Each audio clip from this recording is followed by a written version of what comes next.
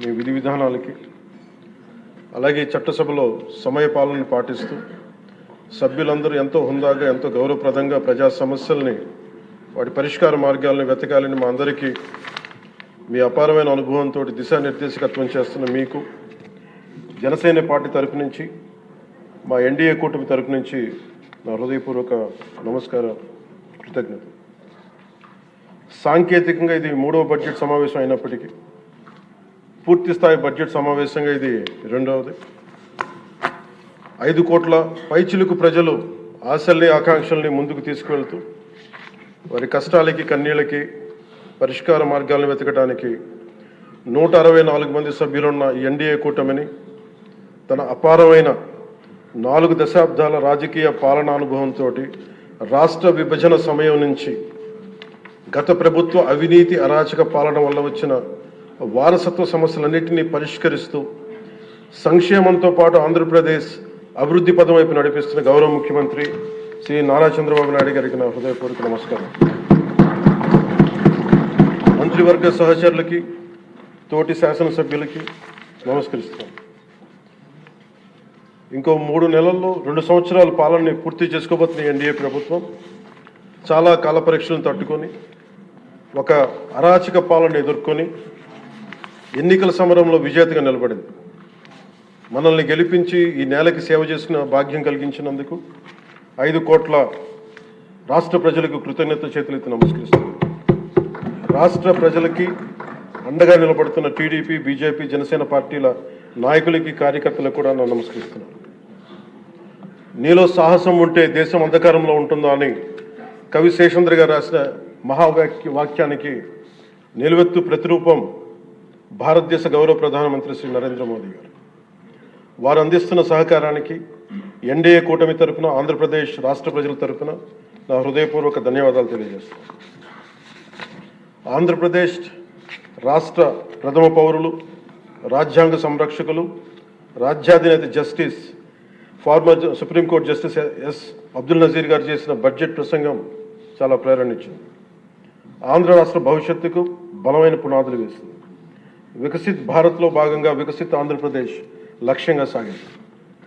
రాజ్యపాలకులు, గౌరవ రాజ్యపాలకులు శ్రీ అబ్దుల్ నజీర్ గారు బడ్జెట్ ప్రసంగం వింటున్నంతసేపు ఆద్యంతం భారతరత్న శ్రీ అటల్ బిహారీ వాజ్పేయి గారు మాటలే నా మనసులో మెదిలినాయి.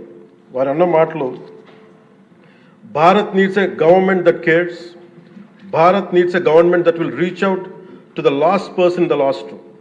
ఆ స్ఫూర్తితోనే గౌరవ ముఖ్యమంత్రి శ్రీ నారా చంద్రబాబు నాయుడు గారి నేతృత్వంలో నడుస్తున్న ఎన్డీఏ కూటమి ప్రభుత్వం దివ్యాంగులకి ఇచ్చే పెన్షన్లు 3,000 నుంచి 6,000కి చేశారు. మంచం నుంచి లేవలేని దివ్యాంగులకి 6,000 నుంచి 15,000 అందిస్తున్నారు. సామాజిక పెన్షన్లు 3,000 నుంచి 4,000కి పెంచారు. రాష్ట్ర వ్యాప్తంగా 63.25 లక్షల మందికి ఈ పెన్షన్ల ద్వారా 2,738 కోట్ల రూపాయలు అందజేస్తున్నారు. ప్రతి విద్యార్థికి 15,000 రూపాయల చొప్పున 67 లక్షల విద్యార్థులకు సంబంధించి 42 లక్షల తల్లుల ఖాతాల్లోకి నేరుగా 10,000 కోట్లు జమ చేశారు. మెగా డిఎస్సి ద్వారా 16,000 ఉపాధ్యాయ పోస్టులు భర్తీ చేయటం, మెగా పేరెంట్స్ టీచర్స్ మీటింగ్స్ పెట్టడం, విద్యార్థుల మధ్యాహ్న భోజన పథకానికి అపరాహ్న పూర్ణ మహాతల్లి డొక్కా సీతమ్మ గారి పేరు పెట్టేందుకు గౌరవ మంత్రివర్యులు శ్రీ నారా లోకేష్ గారికి నా అభినందనలు, ధన్యవాదాలు తెలియజేస్తాను.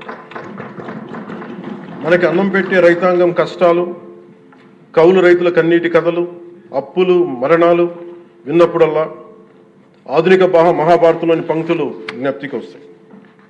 పొలాల కోరిక ఏమిటి? పంటలు పండించి మనిషి ఆకలి తీర్చాలనే కదా అని దున్నే రైతు అనుకుంటా ఉంటే, అందరి ఆకలి తీర్చడం కోసం దుక్కి దున్నే నా ఆకలి ఎలా తీర్చుకోవాలో నాకు తెలియడం లేదు. నా బతుకొక సున్నా కానీ నడుస్తున్నా. చెట్టుగా ఉంటే ఏడాదికి ఒక వసంతమన్నా దక్కేది, కానీ మనిషిని అన్ని వసంతాలు కోల్పోయానని రైతు బాధపడతా ఉంటే, అలాంటి అన్నం పెట్టే రైతాంగాన్ని గత ప్రభుత్వం రైతుల నుంచి కొనుగోలు చేసిన ధాన్యానికి 1,674 కోట్లు చెల్లించకపోతే గౌరవ ముఖ్యమంత్రి శ్రీ నారా చంద్రబాబు నాయుడు గారి నాయకత్వంలోని ఈ ఎన్డీఏ కూటమి ప్రభుత్వం వచ్చిన వెంటనే 1,674 కోట్ల బకాయిలు చెల్లించింది అధ్యక్ష.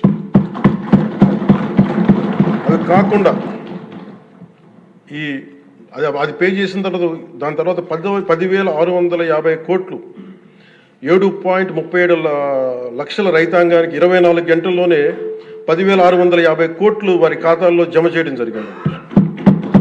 ఇంకొక 53,000 మందికి పైగా రైతులకి 48 గంటల్లో సుమారు 1,000 కోట్లు చెల్లించడం జరిగింది. తొలకరి వర్షం తర్వాత జలదానం చేసిన మేఘాలకి భూమిలో ఉన్న ఒక చిన్నారి గింజ మెడ బయట పెట్టి మొదటగా వచ్చిన 2 ఆకులను చేతులుగా జోడించిందంటే కృతజ్ఞతలు తెలిపిందని ఒక కవితా పంక్తుల్లో ఉంటాయి. అలా ఆ చిన్నారి మొలకలాగా ఈ ఎన్డీఏ ప్రభుత్వం అన్నం పెట్టే రైతాంగానికి కృతజ్ఞతతో అండగా నిలబడుతుంది. అలాగే గౌరవ సభ సాక్షిగా కౌలు రైతుల కష్టాలు కన్నీళ్లు తెలిసిన వాడిగా మీ వాడిగా చెప్తున్నాను. కౌలు రైతాంగానికి భూమిని ఫలాలుగా పంటలుగా మార్చే ప్రవీణత ఉన్నవాడు ధైర్యం కోల్పోనక్కర్లేదు. మట్టిలో ఉన్న కస్తూరి తీసే మనిషికి జీవన పరిమళాల కొరత లేదు. సోదరులైన కౌలు రైతులందరికీ మీరు ధైర్యంగా ఉండండి. మీరు నిండు నూరేళ్లు బతకాలి. మీకోసం ఈ ప్రభుత్వం నిరంతరం పనిచేస్తుంది తెలియజేసుకుంటున్నాను అధ్యక్ష. ఉమ్మడి ఆంధ్రప్రదేశ్ మాజీ ప్రభుత్వ ఉద్యోగి కొడుకుగా ప్రభుత్వ ఉద్యోగులు వారి నిరాశ నిస్పృహలు నేను అర్థం చేసుకోగలను. వారి ప్రతిభకి అనుభవానికి సమర్థతకి గుర్తింపు రానప్పుడు ఏమనుకుంటా నీ కవితా పంక్తులు తెలియజేస్తున్నా అధ్యక్ష. ఈ దేశం నా ప్రతిభకు ఒక సమాధి, ఎంత దూరం నడిచినా ఎప్పుడు దూరం అంతే.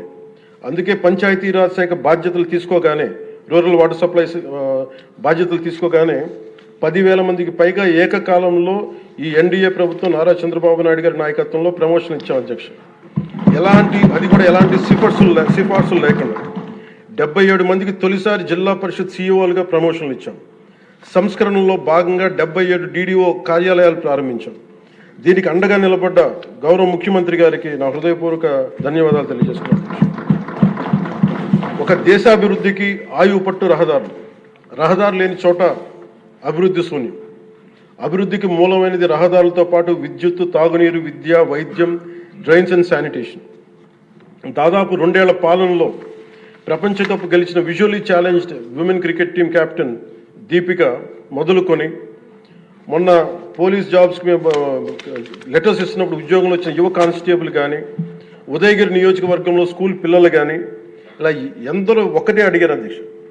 మాకు కనీసం నడవడానికి, మా స్కూల్కి వెళ్ళడానికి, మా ఊర్లు వెళ్ళడానికి, మాకు రిలేటెడ్ ఊర్లు వెళ్ళడానికి రోడ్లు వేయండి అని నిండు గర్భిణీలు కూడా ప్రాణాలు అరచేతులు పట్టుకుని కొండలు గుట్టలు దాటుకునే పరిస్థితుల్లో జాతీయ ఉపాధి హామీ పథకం కింద PM జన్మన్ రాష్ట్ర ప్రభుత్వ నిధులతోటి అడవి తల్లి బాట పేరిట 625 గిరిజన గ్రామాలను అనుసంధానిస్తూ 1,005 కోట్లతోటి 1,069 కిలోమీటర్ల రహదారుల నిర్మాణం చేపట్టాం. దాంట్లో దాదాపు సగం పైగా రోడ్ల నిర్మాణం పూర్తి చేశాం. కొన్ని రోడ్లు గంటల వ్యవధిలో కూడా మంజూరు చేశాం అధ్యక్ష. అలాగే మారుమూల ప్రాంత ప్రజలు, గిరిజన ప్రాంత ప్రజలు గొంతిమ కోరికలు కోరలేదు అధ్యక్ష. వారు అడుగుతుందలా చిన్నపాటి రోడ్ల సౌకర్యం వారు అడిగేది. ఆ రోడ్లు మంజూరు చేసినప్పుడు, పూర్తి చేసినప్పుడు ఆ ప్రజల కళ్ళలో నాకు కనిపించేది ఇవే. గుక్కెడు నిశ్శబ్దం తాగి చిరిగిన చీకట్లు కప్పుకొని పడున్న నాకు కమ్మని ఆశామధురమ కానుకగా తెచ్చాం.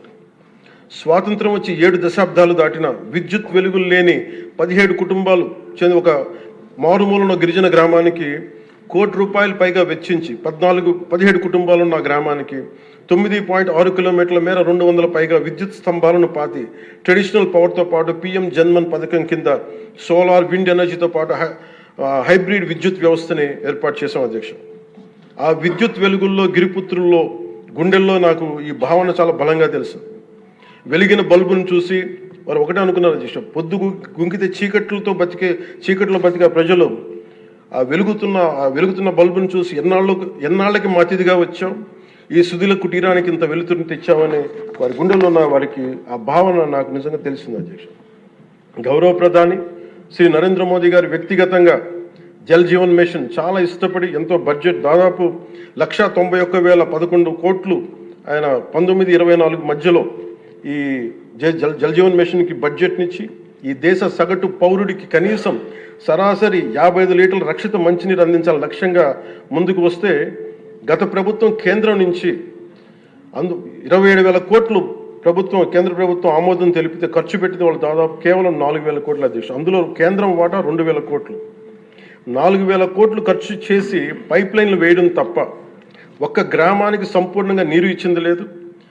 జైజీవన్ ముగిసే నాటికి అలాటెడ్ 27,000 కోట్లను వాళ్ళు ఖర్చు పెట్టింది మినహాయిస్తే 23,000 కోట్లు వినియోగించుకోలేపారు అధ్యక్ష.